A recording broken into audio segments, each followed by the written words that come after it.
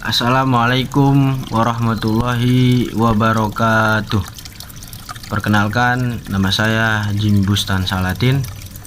Saya salah satu mahasiswa Universitas Nahdlatul Ulama Indonesia. Di sini saya akan menjelaskan tentang naratif teks.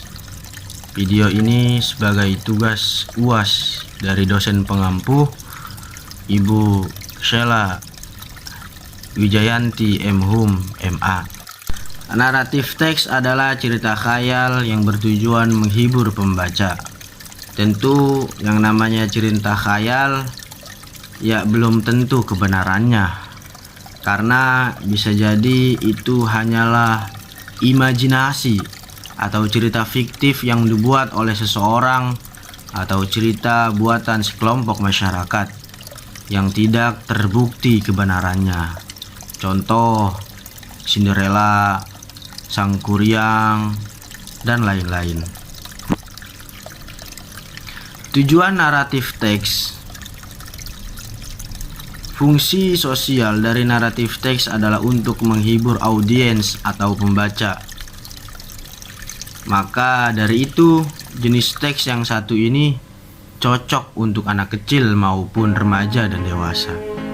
Tujuan dari naratif teks ini sama dengan recount teks. Tapi kalau naratif teks kan ceritanya khayalan, sedangkan recount teks adalah cerita nyata. Kamu bisa baca lengkapnya di artikel recount teks, definisi, struktur, jenis-jenis, dan contohnya. Selanjutnya, struktur teks naratif. Yang pertama ada orientation. Dalam bahasa Indonesia, orientation berarti pengenalan. Ya harus kenal, karena tak kenal maka tak sayang.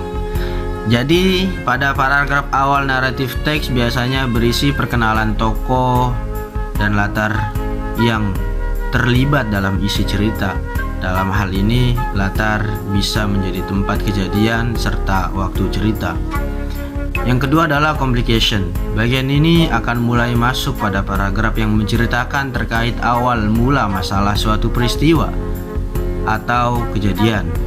Karena bersifat kronologis, maka masalah yang muncul di awal akan berlanjut menjadi rentetan alur cerita panjang yang mengandung konflik, klimaks, serta anti klimaks.